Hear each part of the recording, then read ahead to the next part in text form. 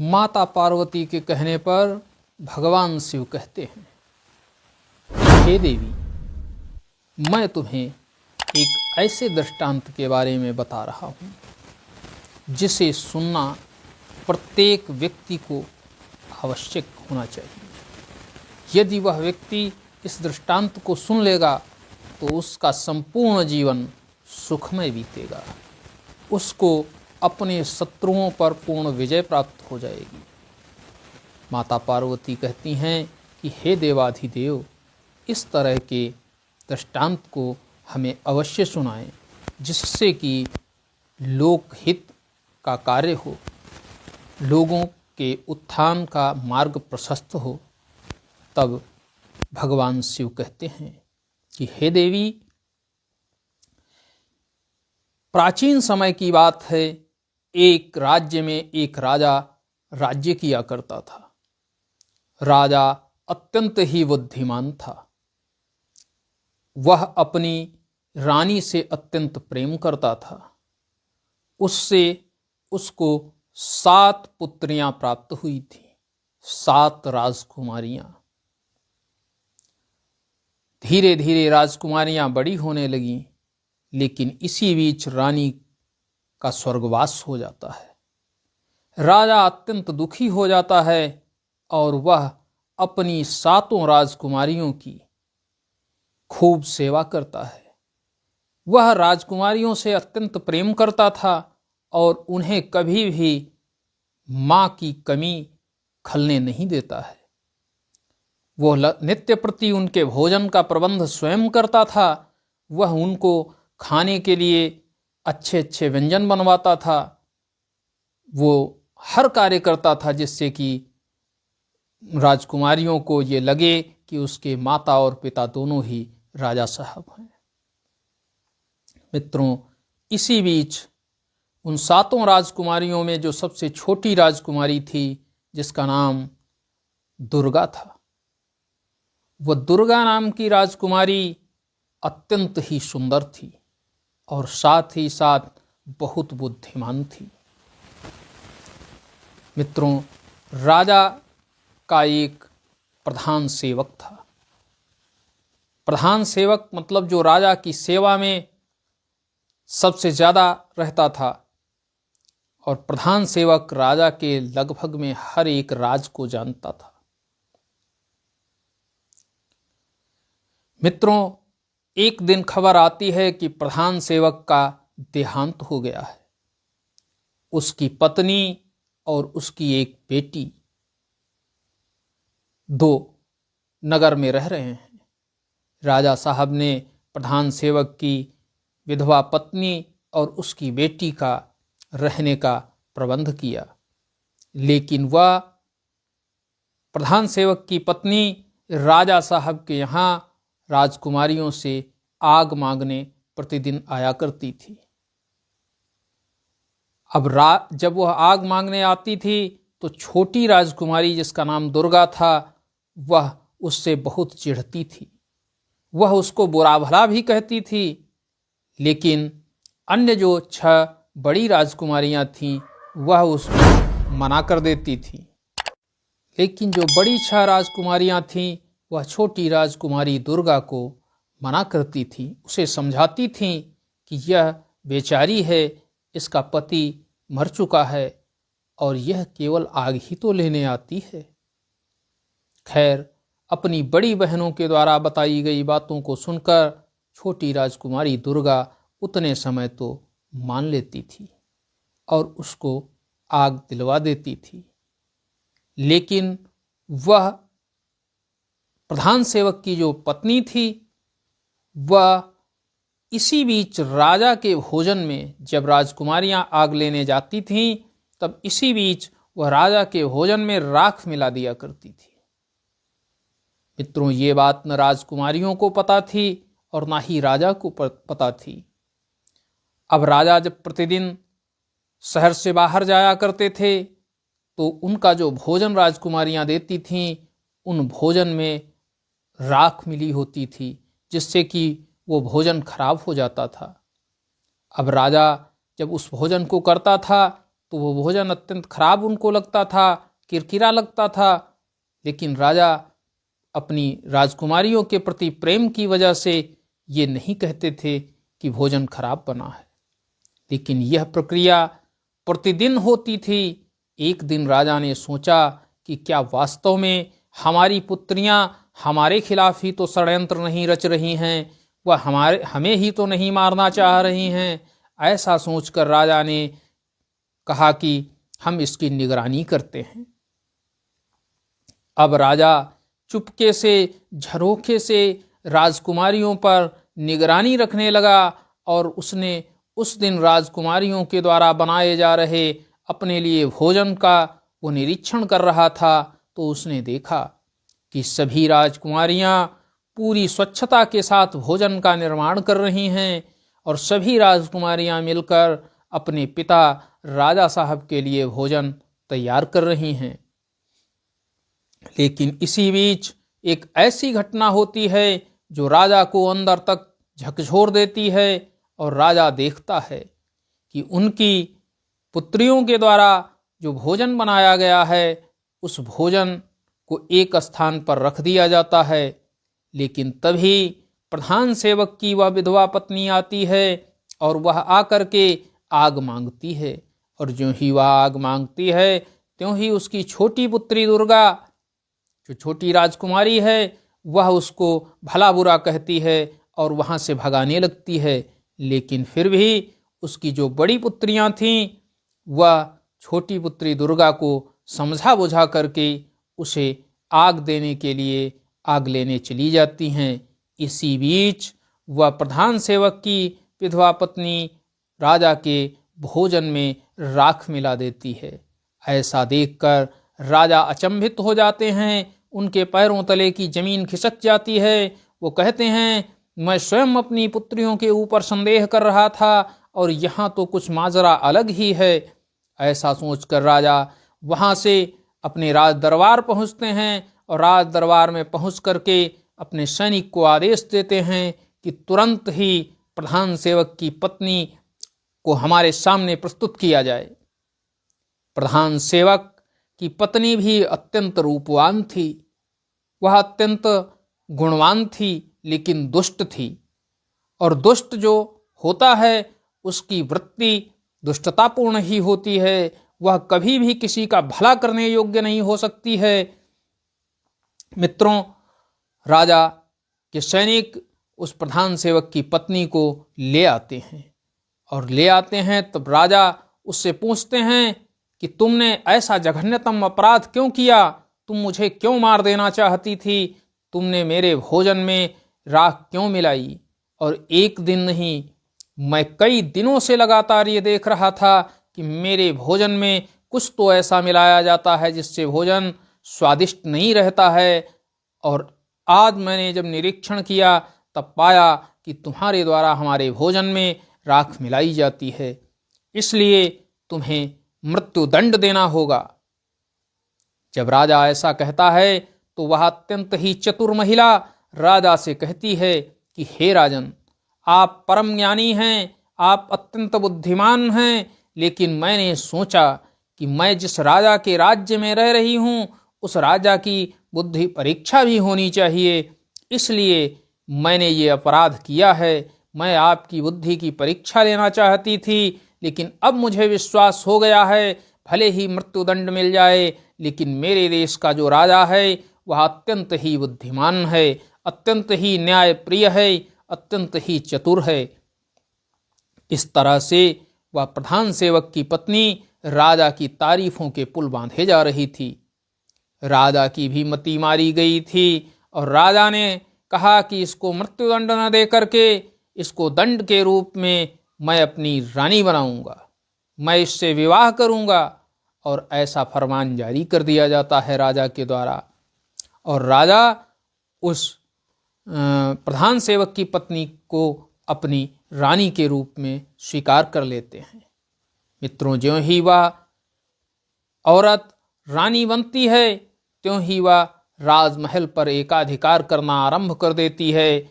वह राजकुमारियों के अधिकारों को सीमित करने लगती है और अपनी पुत्री उसको राजकुमारी का दर्जा दिलवाने का प्रयत्न करने लगती है। राजकुमारियां इस स्थिति को देखकर अत्यंत अचंभित हो जाती हैं, लेकिन वह कुछ कह भी नहीं पाती हैं, क्योंकि राजा साहब का विवाह हो चुका है और यह नई माँ उनकी है और नई माँ के द्वारा उन्हें इस तरह से परेशान किया जा रहा है। अब वह दुष्ट औरत उन 7 राजकुमारियों के साथ एक जैसा ही व्यवहार कर रही थी। जहां वह छोटी राजकुमारी से अत्यंत ज्वेलसी रखती थी, छोटी राजकुमारी उसे एक भी पल के लिए नहीं भाती थी, वहीं जो राजकुमारियां उसके ऊपर दया दिखाती थीं उनके साथ भी वह वैसा ही बर्ताव करती थी जैसा कि छोटी राजकुमारी के साथ करती थी। उसने धीरे धीरे राजमहल में जो भोजन राजकुमारियों के द्वारा के लिए तैयार किया जाता था, उस भोजन से राजकुमारियों को वंचित करने लगी, उन्हें रूखा सूखा भोजन प्रदान करने लगी। मित्रों, उस तरह का भोजन राजकुमारियों को पसंद नहीं था, अतः वह पूर्ण रूपेण भोजन नहीं कर पाती थीं, थोड़ा बहुत ही ऐसे ही खाती थीं। ऐसे खाते खाते 2-3 दिन बीत गए, लेकिन क्षुधा तो क्षुधा होती है, उसको तो शांत करना ही पड़ेगा। इस वजह से छोटी राजकुमारी व्याकुल हो गई।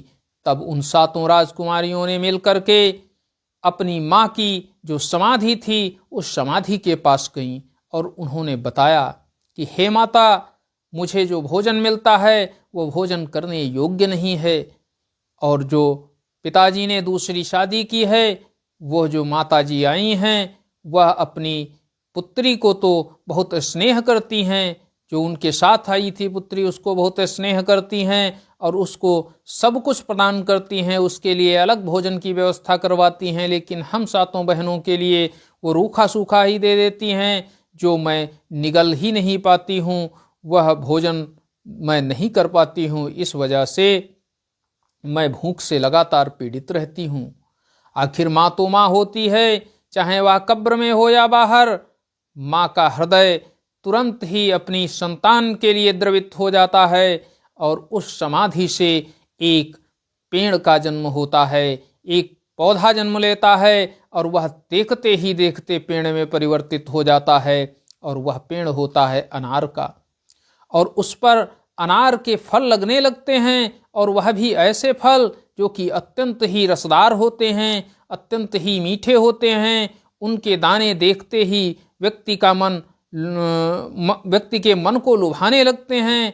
राजकुमारियां उस वृक्ष से अनार के फल तोड़ती हैं और उन्हें खाती हैं। धीरे धीरे 7 राजकुमारियों की क्षुधा उन्हीं अनार के फलों से मिट जाती है। मित्रों, वो पेड़ भी ऐसा पेड़ था कि जितने फल उसमें से तोड़ो उससे 2 गुने फल अगले दिन उसमें आ जाते थे। अब राजकुमारियों की चिंता दूर हो चुकी थी। जहां नई रानी उसे भोजन भी नहीं प्रदान करती थी, लेकिन उनको तो खाने को मिल ही जाता था। इससे उनकी सेहत पर कोई असर नहीं आ रहा था। उनका रंग रूप 3 दूना रात चौगुना निखरता जा रहा था। जब इस स्थिति को उस छोटी रानी नई रानी ने देखा तो उसने कहा, मैं अपनी पुत्री के लिए सब कुछ प्रबंध करती हूँ, लेकिन फिर भी मेरी पुत्री बिल्कुल कुरूप लगती है, और इन राजकुमारियों के लिए तो मैंने भोजन देना भी बंद कर दिया है, फिर भी इनकी सेहत पर कोई असर नहीं आ रहा है, इनकी तो सुंदरता बढ़ती ही जा रही है। इस स्थिति को देखकर उसके मन में एक कीड़ा पैदा हो चुका था, शक का। उसे शक हुई कि ये जरूर कुछ न कुछ दाल में काला है, इसलिए उसने अपनी बेटी को उन राजकुमारियों पर निगाह रखने के लिए कहा।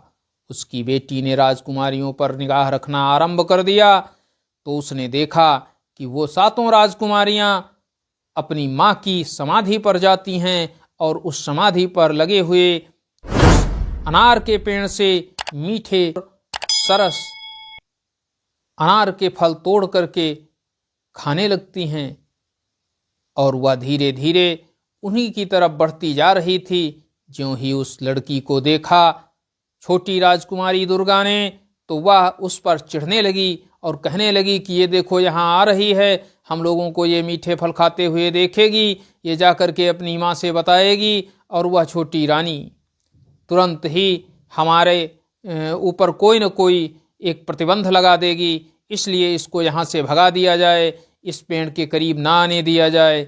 लेकिन जो बड़ी राजकुमारियाँ थीं उन्होंने उसे बार बार समझाया और कहा कि हे बहन, तुम परेशान न हो, ये भी मेरी बहन है और इसको भी माँ के द्वारा जो ये फल प्रदान किए गए हैं इसको भी खाने को मिलने चाहिए। तब खैर दुर्गा मान जाती है और वह सभी बहनें मिलकर के उस बहन को भी वो मीठे सरस अनार के फल खिलाती हैं। और जब अनार के फल खाने को मिल जाते हैं उसको, तो वह जाती है और अपनी माँ से बताती है कि हे माँ, ये सातों बहनें जाती हैं और अपनी माँ की समाधि के पास बैठती हैं और उस समाधि पर ही एक अनार का वृक्ष उगा हुआ है, उसमें से फल निकलते हैं और वह इतने ही मीठे और सरस हैं कि उनको जो एक बार खा लेता है वो उसकी क्षुधा शांत हो जाती है। मैंने भी वो फल खाए हैं, वह मुझे अत्यंत प्रिय लगे हैं और उनको खाने से ही इनकी सेहत नहीं गिर रही है, ये दिन प्रतिदिन कांतिमान हो रही हैं, इनकी सुंदरता भी बढ़ती जा रही है, हष्टपुष्ट होती जा रही हैं। जब इस बात को सुना उस नई रानी ने, तो उसने तुरंत ही उस पेड़ को नष्ट करने की योजना बनाई कि जब पेड़ ही नहीं होगा, बांस ही नहीं होगा, तो बांसुरी कहाँ से बजेगी, बनेगी ही नहीं बांसुरी। ऐसा सोच करके उसने सोचा कि इस पेड़ को ही नष्ट करवा दिया जाए। और वह तुरंत ही बैठ जाती है और कहती है कि हमारे सर दर्द हो रहा है, सर हमारा फटा जा रहा है। राजा साहब आते हैं तो पूछते हैं, तो वो कहती है हमारा सर दर्द हमें हो रहा है, सर फटा जा रहा है। तो राजा कहते हैं तो हम वैद्य जी को बुलाते हैं, तुम्हारा ट्रीटमेंट करवाते हैं। तो वह कहती है नहीं नहीं, इसकी कोई आवश्यकता नहीं है, मेरा उपचार मुझे मिल गया है, इतना सब करने की आवश्यकता नहीं है। वह जो बड़ी रानी की कब्र पर अनार का पेड़ है, उसकी शाखों से, उसकी जड़ों से, उसके तने से, उसकी पत्तियों से जो एक काढ़ा तैयार किया जाएगा, यदि उस काढ़ा को मैं पीऊँगी और स्नान करूँगी तो मेरा ये सर दर्द दूर हो जाएगा, ऐसा मुझे वैद्य ने बताया है। अब राजा को तो पता नहीं था कि ये षड्यंत्र कैसा है, और राजा ने तुरंत ही सैनिकों को आदेश दिया कि जाइए और उस अनार के पौधे को वहाँ से उखाड़ कर लाइए और रानी जिस तरह बताएं उस तरह से काढ़ा बना करके तैयार करिए, और उससे रानी चाहे स्नान करें या सर धुलें, जो कुछ भी करें, इन्हें फ़ायदा होना चाहिए। मित्रों, सैनिक जाते हैं और उस अनार के वृक्ष को उखाड़ लाते हैं। उसको उखाड़ लाने के बाद वह तुरंत ही उस अनार के पौधे से काढ़ा बनवाते हैं और काढ़ा बनवा कर रानी के सामने प्रस्तुत करते हैं। वह रानी जो कि ढोंग बना रही थी, उस रानी को कुछ हुआ ही नहीं था, और उसने उस काढ़ा को लिया और ले जाकर के बाथरूम में नाली में बहा दिया और उसने कहा कि मैंने स्नान कर लिया है, अब मैं बिल्कुल ठीक हूँ, मुझे कोई दिक्कत नहीं है, अब मैं बहुत अच्छा महसूस कर रही हूँ। राजा भी अत्यंत प्रसन्न हुए। लेकिन उस रानी के द्वारा किए गए इस क्रियाकलाप को देखकर वो सातों राजकुमारियां अत्यंत दुखित हो चुकी थीं, क्योंकि वह जानती थीं कि उनकी माता के द्वारा जो फल वृक्ष उन्हें दिया गया था, जिसको खाकर वो अपनी क्षुधा शांत करती थीं, वह भी अब तो नष्ट हो गया है। अब वो क्या खाएंगी, क्योंकि रानी तो उनको भोजन दे नहीं रही है। ऐसी स्थिति में वह सभी बहुत ही व्याकुल थीं और व्याकुलतावश वह पुनः अपनी माता की कब्र के पास पहुंची। लेकिन माँ तो माँ होती है, वहाँ पर जहाँ पेड़ था वहाँ पर गड्ढा हो चुका था, और उस गड्ढे के पास जब वो सातों राजकुमारियाँ पहुँचती हैं तो उस गड्ढे में एक मक्खन का पूरा गोला तैयार होता है, और देखते ही देखते वह मक्खन का गोला रोटी के रूप में परिवर्तित हो जाता है, और उस रोटी को तोड़ तोड़ करके वो सातों राजकुमारियां खाती हैं। वह रोटी अत्यंत ही स्वादिष्ट होती है, उसके अंदर संपूर्ण पदार्थ मिले होते हैं। ऐसी रोटी उस माँ के द्वारा उस कब्र से बना दी जाती है। अब वो राजकुमारियां उसको खाने लगती हैं। जब रानी को ये पता चलता है, वह रानी देखती है कि जब उस फल के वृक्ष को भी मैंने कटवा दिया है, अनार का पेड़ भी नहीं बचा है, फिर भी इन राजकुमारियों के ऊपर कोई असर क्यों नहीं हो रहा है? यह तो पुनः, और इन्हें भोजन भी नहीं दे रही हूँ, फिर भी यह अच्छी हैं, स्वस्थ हैं, सुंदर सुंदर हैं। इनमें तो परिवर्तन होना चाहिए था, इनको तो दुबला हो जाना चाहिए था। इसका मतलब ये जरूर है कि कोई न कोई उपाय जरूर इनको मिल गया है। ऐसा सोचते हुए उस रानी ने पुनः अपनी बेटी को उन राजकुमारियों के पीछे लगा दिया। और जब वो राजकुमारी अपनी माँ की समाधि के पास पहुंची और तुरंत ही वह मक्खन और रोटी बनकर के तैयार हुआ, त्यों ही वह फिर से पहुंच गई और उसको देख करके एक बार पुनः छोटी राजकुमारी दुर्गा चिढ़ती हुई बोली कि ये देखो फिर आ गई है और फिर से ये हमारी इस मक्खन रोटी जो माता के द्वारा प्रदान की जा रही है उसको भी ये हमसे दूर करवा देगी। लेकिन बड़ी बहनों के द्वारा उन्हें फिर समझाया गया। जैसे समाज में है नहीं कि अगर कोई काम आप अच्छा कर रहे हैं और उससे कुछ लोग बुरा बनाना चाहते हैं तो कुछ लोग उन बुरे लोगों का भी सहयोग करने लगते हैं और कहते हैं ठीक है, देखते देखते अच्छा हो जाएगा। आज वही स्थिति उन 6 राजकुमारियों की थी। उन्होंने पुनः एक बार दुर्गा को समझाया और दुर्गा ने उस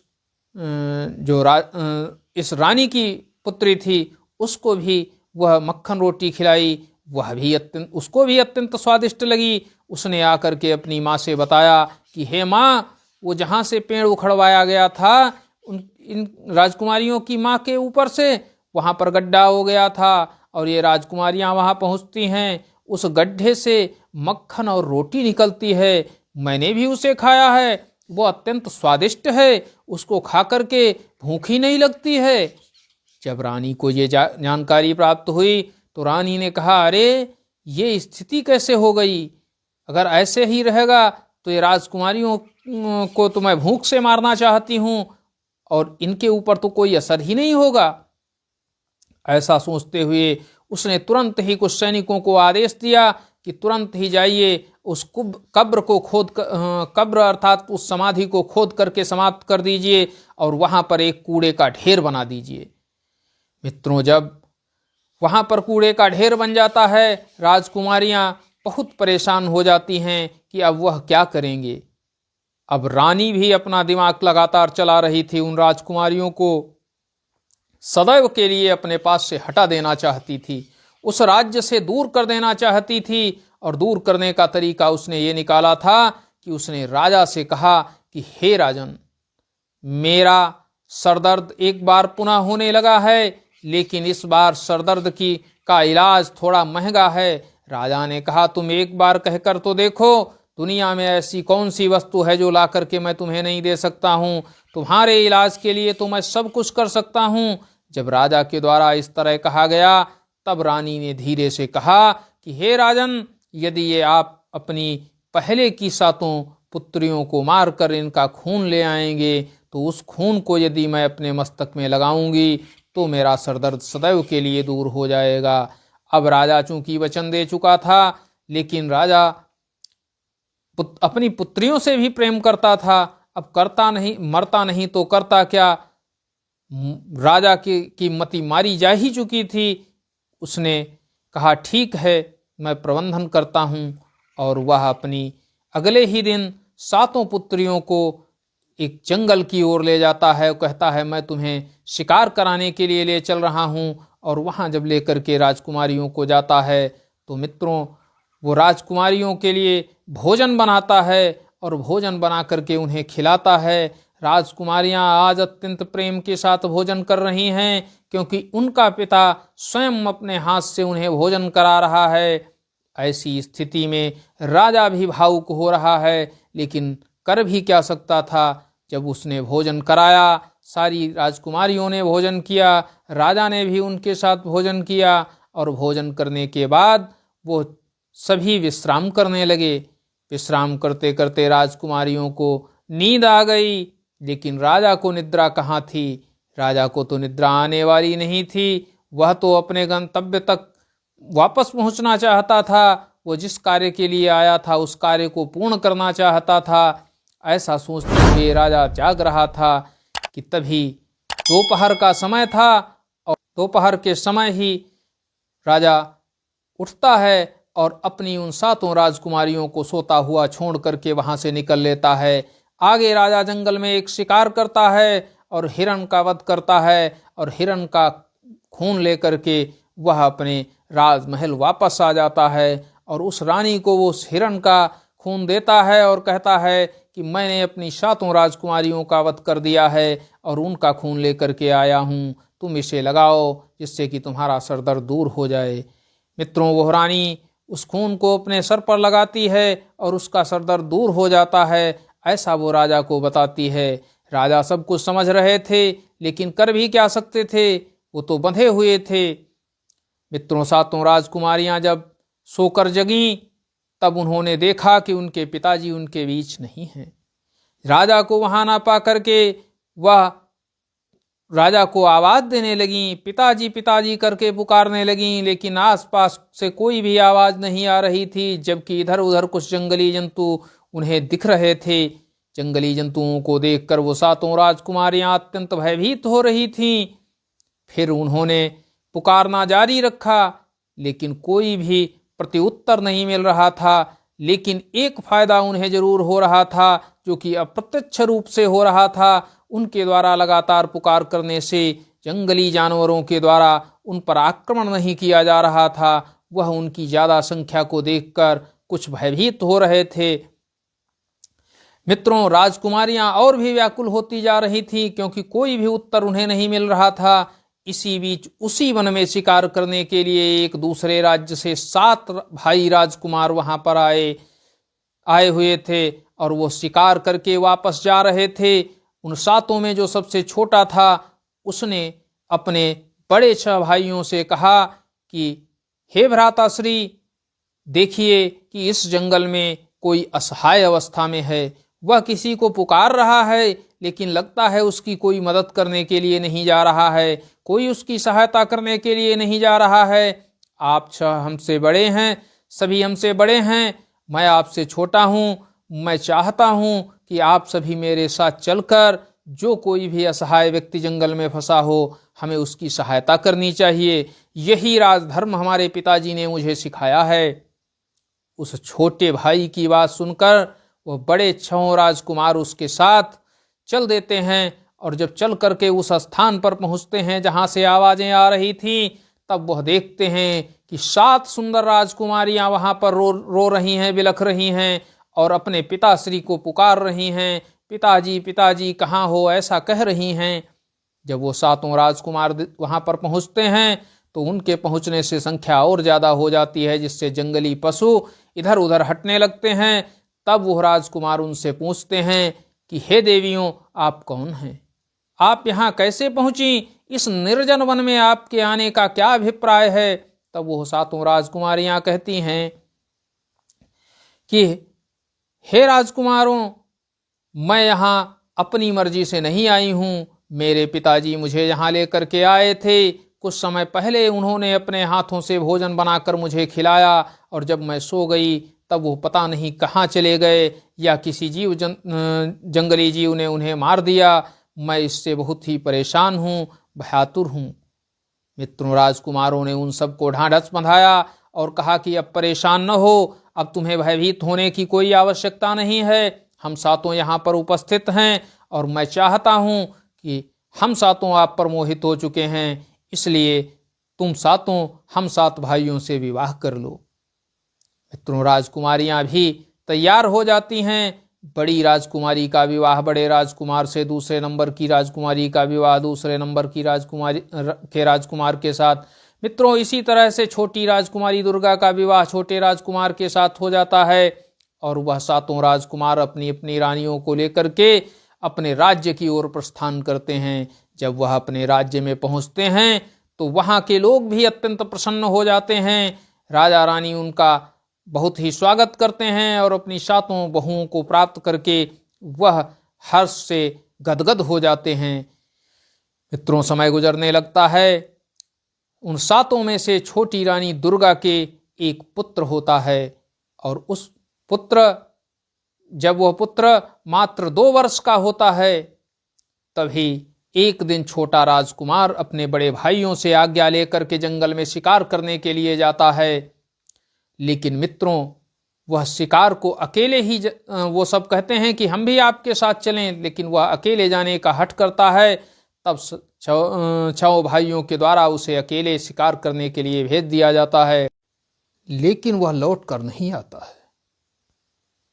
जब छोटा राजकुमार 2-3 दिन तक लौट कर नहीं आता है तो सभी परेशान हो जाते हैं, लेकिन छोटा भाई जाने से बड़े छहों भाई उसको खोजने के लिए जाने के लिए तत्पर हो जाते हैं। मित्रों, जब वह उसको खोजने के लिए जाते हैं तो वह भी वापस नहीं आते हैं। 2 दिन होते हैं, 4 दिन होते हैं, 10 दिन बीत जाते हैं, लेकिन वह 6 भाई भी वापस नहीं आते हैं। मतलब 7 के 7 राजकुमार पता नहीं कहाँ चले गए, या किसी जंगली जीव ने 7 को मार दिया, या उनकी किसी अन्य ने हत्या कर दी। अब तो 7 रानियां बहुत ही परेशान रहती थीं। 7 रानियों में से केवल एक ही पुत्र था, वह भी मात्र 2 वर्ष का था। उस पुत्र को 7 रानियां मिल करके खिलाती थी, उसको लालन पालन कर रही थी। जिसको भी मौका मिलता था वह उसका दुलार करती थी, क्योंकि अब वही तो एकमात्र आस थी उन 7 की कि यह जब बड़ा होगा तो यह राज्य का राजा बनेगा। मित्रों, कुछ दिन गुजरे। इसी बीच उस नगर के द्वार पर, उस राज्य का जो नगर था उसके द्वार पर एक साधु आता है, और वो साधु वेशधारी व्यक्ति अंदर आने की आज्ञा मांगता है। तो जो द्वारपाल होते हैं वह उससे बताते हैं कि देखिए, तुम्हें अंदर जाने की कोई आवश्यकता नहीं है। तो वह कहता है, मैं साधु हूं, मैं अंदर जाकर के राजकुमारियों के पास जाकर के उनसे भिक्षा लूंगा। तो वो कहता, अंदर जाने की कोई आवश्यकता नहीं है। हमारे राज्य के जो 7 राजकुमार थे वो 7 के 7 ही जंगल में शिकार खेलने के लिए गए थे, कोई भी वापस नहीं आया है, और पूरा राज्य जान रहा है कि हमारे राजकुमारों की हत्या कर दी गई है, इसलिए अंदर किसी को भी जाने से मना किया गया है। लेकिन वह उन जो द्वारपाल लगे होते हैं उन सैनिकों की सुनता नहीं है, और वहां से घुसता हुआ अंदर चला आता है। जब वह घुसता हुआ अंदर चला आता है, वो उसको रोकने का प्रयत्न करते हैं, लेकिन रोक नहीं पाते हैं। तो वह अंदर आकर के उसी कक्ष में चला आता है जिस कक्ष में छोटी रानी दुर्गा अपने 2 वर्षीय पुत्र को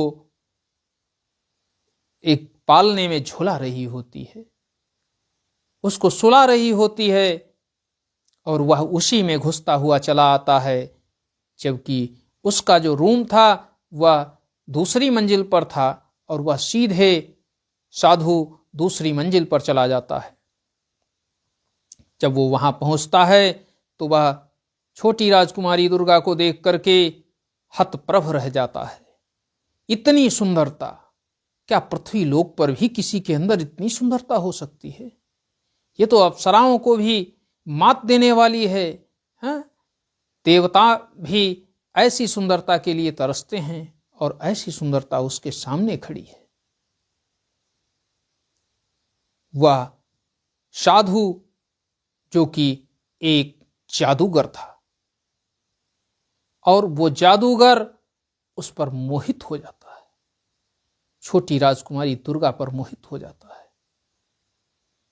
तभी छोटी राजकुमारी दुर्गा की उस साधु रूपी जादूगर पर दृष्टि पड़ती है, तो वह उसको अचंभित रूप से देखते हुए कहती है कि तुम कैसे, यहां कैसे, अंतःपुर में आने की इजाजत तुम्हें किसने दे दी? तब वो कहता है, मैं जादूगर हूं, मुझे किसी की इजाजत की आवश्यकता नहीं।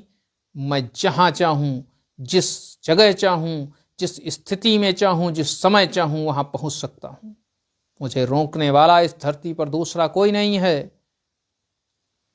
लेकिन मैं तुम्हारे रूप को देख करके तुम पर मोहित हो गया हूं, मैं तुमसे विवाह करना चाहता हूं। जब रानी के सामने इस तरह के शब्द आते हैं तो रानी कहती, पहली बात तो ये हमारे अंतापुर में चला आया है और फिर ये हम ही से कह रहा है कि मैं तुमसे विवाह करना चाहता हूं।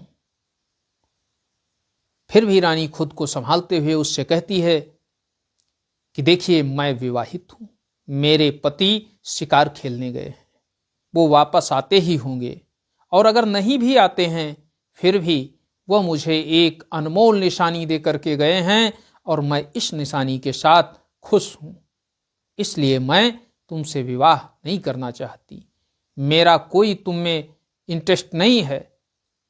जब इस तरह की बात छोटी रानी कहती है तो वह साधु रूपी जादूगर कुछ क्रोधित होने लगता है, लेकिन इसी बीच छोटी रानी उसके चेहरे के हाव भाव को देख करके उसे तुरंत ही अपने कक्ष से बाहर चले जाने का आदेश देती है।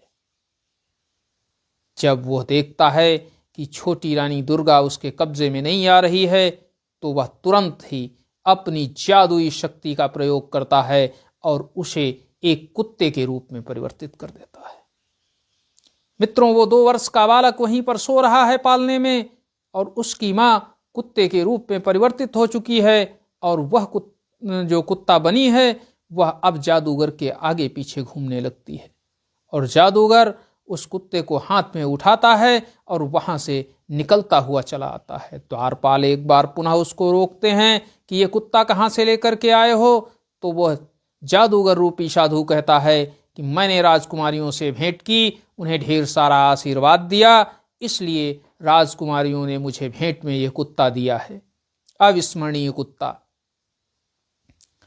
अब उससे ज्यादा कुछ द्वारपाल भी नहीं पूछते हैं और कहते हैं ठीक है, अगर राजकुमारियों ने दिया है तो आप ले जा सकते हैं, और उसको लेकर के वह तुरंत ही 9-2-11 हो जाता है। मित्रों, कुछ समय के बाद नीचे का काम समाप्त करने के बाद वो 6 बहनें जब ऊपर उस राजकुमार के नन्हे राजकुमार के कक्ष में प्रवेश करती हैं तो देखती हैं कि राजकुमार चिल्ला रहा है, शोरगुल कर रहा है, क्योंकि वह रो रहा है और उसकी मां का कहीं अता पता नहीं है। अब जब उसको ढूंढती हैं वो कहीं नहीं मिलती है, तभी द्वारपाल कहते हैं कि एक साधु आया था और वह यहां से एक कुत्ते को लेकर के गया है। तब वो राजकुमारियां कहती हैं इसका मतलब मेरी छोटी बहन दुर्गा को वह कुत्ता बना करके ले गया है, इसका मतलब वो साधु नहीं एक जादूगर है। लेकिन उसका किया भी कहा जा सकता था, उसका कोई सुराग नहीं किसी के पास था, वो कहाँ रहता है, क्या करता है, किस देश से आया था और क्यों आया था और सीधे छोटी रानी के ही महल में क्यों चला गया, उनके कक्ष में ही क्यों चला गया और उनको तुरंत ही लेकर के चला गया। लेकिन सब असमंजस विद्यमान था, हर कोई ये विचार कर रहा था कि जरूर राजकुमारों की हत्या में ही इसी जादूगर का हाथ होगा। मित्रों, लेकिन कौन क्या कर सकता था, समय बहुत बलवान होता है, समय आगे निकलता जा रहा था। वह 2 वर्ष का बालक धीरे धीरे बड़ा होने लगा, धीरे धीरे वह बालक युवक हो गया और वह 14 वर्ष की अवस्था में पहुंच गया। जब वह 14 वर्ष की अवस्था में पहुंच गया तब उसने अपनी उन माताओं से पूछा जो कि उसकी मौसियां थीं, उनसे पूछा कि हे मौसी, मुझे बताओ कि मेरी माँ कहाँ है, मेरे पिताश्री कहाँ हैं। तब उन्होंने बताया कि हे पुत्र, तुम्हारी माँ और तुम्हारे पिताश्री को एक जादूगर ने शायद कैद कर लिया है, क्योंकि वह तुम्हारी माँ को कैद करने आया था और उसने हमारे भी पतियों को कैद कर लिया है, अर्थात तुम्हारे पिता और तुम्हारे ताऊ लोगों को भी उसने कैद कर लिया है, तुम्हारी माँ को भी कैद करके ले गया है। अब उसके चुंगल से वो 12 वर्ष हो चुके हैं, वो अभी तक छूटे नहीं हैं, पता नहीं जीवित हैं भी या नहीं जीवित हैं। राजकुमार जब इन सारी चीज़ों को सुनता है तो वह अपनी मौसी से विदा लेता है और कहता है तुम सबों से मैं विदा लेकर के जा रहा हूँ, मैं तभी लौट कर आऊँगा जब अपनी माँ, अपने पिताजी और अपने ताऊ सभी लोगों को साथ में लेकर के आऊँगा। जब वो इस तरह की बात कहता है तो वह सभी उसकी जो मौसी होती हैं राजकुमारियां, वह उसको मना करने लगती हैं और कहती हैं कि बेटा तुम ही तो एकमात्र मेरी आस बचे हो, तुम भी चले जाओगे तो कैसे हम जीवित रहेंगे, किसके सहारे जिएंगे। अब तुमको नहीं जाना है। जब वो उसको मना करने लगती हैं तो वह कहता है कि मुझ पर विश्वास करो, मैं अवश्य आऊँगा। और वह जादूगर किसी भी कोने में, धरती के किसी भी कोने में रहे, मैं उसे जरूर खोज निकालूंगा और उसके हाथ चुंगल से अपने पिताजी, माताजी और ताऊ जी को जरूर छुड़ा करके लाऊंगा। साथ ही साथ ऐसे दुष्ट जादूगर को मैं मृत्युदंड दूंगा। ऐसा कह करके वो वहां से प्रस्थान कर देता है। वह चलता जाता है, हजारों किलोमीटर वह पार करता चला जाता है, लेकिन उसे कोई भी सुराग नहीं मिलता है, कहीं भी जादूगर का नामो निशान नहीं मिलता है। अब वो थक हार करके बैठ जाता है, उसके पास कोई विकल्प नहीं होता है और वो सोचने लगता है कि मेरा तो पूरा जीवन ही व्यर्थ चला गया कि मैं अपने माता पिता की खोज भी नहीं कर सका और मेरे ऊपर मेरे संपूर्ण राज्य का दारोमदार है। वो सोचते थे कि मैं अपने पिता को खोजने जा रहा हूं, उनके आशीर्वाद थे, लेकिन उन आशीर्वादों का कोई भी प्रतिफल मुझे नहीं मिल पा रहा है। ऐसा सोचते हुए वो बैठ जाता है कि तभी उसकी दृष्टि एक तरफ को पड़ती है, तो उस तरफ सारे महल और यहाँ तक कि जो कुछ भी था वो पत्थरों का ही दिखाई देता है, सब कुछ शिलाओं का ही बना है। तो उसको उत्सुकता होती है और वह उस दिशा में चल देता है। चलते चलते वह पहुंचता है, तभी उसकी वहां पर एक कुटिया उसे दिखाई देती है और उस कुटिया से एक माली की पत्नी निकलती है। वह उसको देख लेती है और उसको देख करके कहती है कि हे पुत्र, तुम यहाँ कैसे आए? ये ऐसा निर्जन ऐसा क्षेत्र है, बहुत ही खतरनाक है। यहाँ पर एक जादूगर रहता है, वो सभी को बंदी बना लेता है। तुम यहाँ क्या करने आए हो? तुम्हारे प्राणों को संकट हो गया है, मैं भी उसकी बंदिनी हूँ। उसने इससे पहले एक राजकुमार को बंदी बनाया, फिर उसके 6 भाइयों को बंदी बना लिया। उसके बाद वो उसके राज्य को गया और उसकी एक अत्यंत सुंदर रूपवान पत्नी को भी वहां से उठा कर ले आया और उसको भी उसने बंदी बना करके अपने कक्ष में रखा है। शेष को तो उसने पत्थर का बना दिया, लेकिन उनकी पत्नी को अभी भी रखा हुआ है, लेकिन उसने आज तक उनकी पत्नी बनने के लिए स्वीकार नहीं किया है। इसलिए वह इंतजार कर रहा है कि वह कब उनकी पत्नी बनने को स्वीकार करेगी।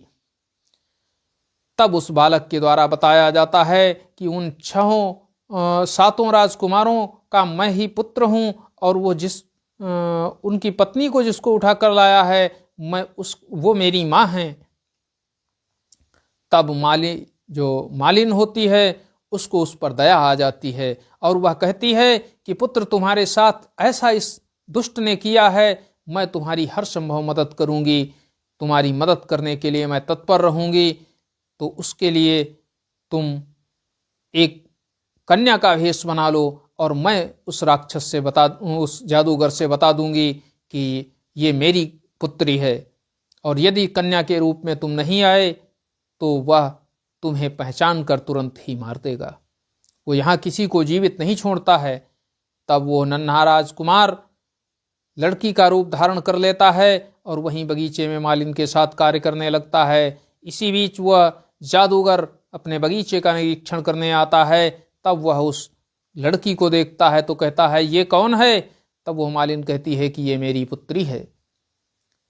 तो वो कहता है, आज से यही पुत्री तुम्हारी पुष्प हमारे महल में पहुंचाएगी और उस रानी तक भी पुष्प लेकर के जाएगी जिसको मैंने कैद किया है, जहां तुम पुष्प लेकर के जाती थी। अब तो राजकुमार को अवसर प्राप्त हो गया कि वह वहां तक पहुंचने वाला था, लेकिन वहां की समस्या ये थी कि वहां पर एक उसकी दासी लगातार बैठी रहती थी। पहरा बहुत कड़ा था, लेकिन फिर भी 2-4 दिन जाने के बाद उस राजकुमार को समय मिल गया और उसने अपने माता के द्वारा एक अंगूठी जो उसको उसके जन्म के समय दी गई थी, उसी अंगूठी को लेकर के वो गया था और वो अंगूठी पुष्पों के साथ उसे प्रदान करता है। जब उस अंगूठी को वो राजकुमारी दुर्गा देखती है तो वह अपने पुत्र को पहचान लेती है और वह कहती है कि हे पुत्र, तुम इतने बड़े हो गए हो। तभी पुत्र कहता है, माता शांत रहो, यहाँ हर कोई हम पर निगाह रख रहा है और मैं नहीं चाहता हूँ कि हमारे आपके रिश्ते के बारे में यहाँ कोई जाने। तब वो राजकुमारी दुर्गा कहती है कि हे पुत्र, तुमने अपने प्राणों को संकट में क्यों डाल लिया है? यहाँ पर आपके पिता और आपके ताऊ और यहाँ मैं सभी तो फंसे हुए हैं, तुम यहाँ क्यों आए? तुम तो एकमात्र हमारी आस थे। तो वह कहता है कि हे माता, जो पुत्र अपने माता पिता के, अपने पूर्वजों के काम ना आ सके, उनके दुखों में साथ न दे सके, उनको दुखों से छुटकारा न दिला सके, ऐसे पुत्र का होना बेकार है। और मैं ऐसा कुपुत्र नहीं होना चाहता हूँ। मैं अपने भले ही प्राणों का बलिदान कर दूं, लेकिन अपने माता पिता के लिए अपना सर्वस्व न्यौछावर कर दूंगा, और मैं आप लोगों को यहाँ से सुरक्षित अपने राज्य वापस ले चलूंगा। तब वह जो अंगूठी उसके बालपन में दी जाती थी, उस अंगूठी को वो प्राप्त करता है, और वो राजकुमार कहता है राजकुमारी दुर्गा से कि हे माँ, अभी तक तो तुमने इस दुष्ट जादूगर पर क्रोध ही दिखाया है, कुछ समय के लिए इससे प्रेम भी दिखाओ, इसे अपनत्व दिखाओ, इसके ओर आकर्षण दिखाओ, इससे मीठी बात करो, और इससे इसकी मृत्यु का रहस्य पूछो, तब जाकर हम इसका अंत कर सकेंगे। खैर, अपने पुत्र की बात मानकर राजकुमारी दुर्गा अगले ही दिन से उस जादूगर से हल्की मीठी बातें करने लगती हैं, और कहती है कि अब हमारे पति तो मर ही चुके हैं, अब कितने दिन तक मैं उनका इंतजार करूंगी, अब हमारे इंतजार की सीमा समाप्त हो चुकी है, अब हम प्रतीक्षा नहीं कर सकते हैं, अब हम तुम्हारे साथ विवाह करने के लिए तैयार हो रहे हैं, लेकिन उससे पहले कुछ समय दीजिए, जिससे कि मैं तुम्हें जान लूं, पहचान लूं, क्योंकि जिससे विवाह करना चाहती हूं उसके बारे में हमें जानना आवश्यक है, क्योंकि एक पति तो मैं खो ही चुकी हूं, एक पुत्र भी खो चुकी हूं, और अब अगर आपके ऊपर कोई संकट आता है तो मैं आपको संकट में नहीं डाल सकती, इसलिए मैं आपके संपूर्ण संकटों को दूर करने के बारे में पहले विचार कर लूं। जब वह इस तरह से जादूगर से बात करती हैं तो जादूगर उन्हें ये बताता है कि तुम्हें भयभीत होने की कोई आवश्यकता नहीं, मैं कोई सामान्य नहीं हूँ, मैं एक असाधारण जादूगर हूँ, और मेरी मृत्यु हो ही नहीं सकती, क्योंकि मेरी मृत्यु तो एक तोते में है, मेरे प्राण एक तोते में बसते हैं, और वह तोता यहाँ से हजारों किलोमीटर दूर एक ऊंचे से पेड़ पर बंधा हुआ है, जिसकी रखवाली कई राक्षस कर रहे हैं, मुझे कोई नहीं मार सकता है। तब राजकुमारी उनसे पूछती है, कहती है ये तो मेरा सौभाग्य है कि अगला मेरा होने वाला पति ऐसा है कि उसे कोई नहीं मार सकता है। जब राजकुमारी दुर्गा के ये शब्द सुनता है वो जादूगर, तो वह मन ही मन अत्यंत प्रसन्न हो जाता है, लेकिन उसको पता नहीं था कि उसने अपने मृत्यु को आमंत्रित कर लिया है, और उसकी मृत्यु शीघ्र आने वाली है।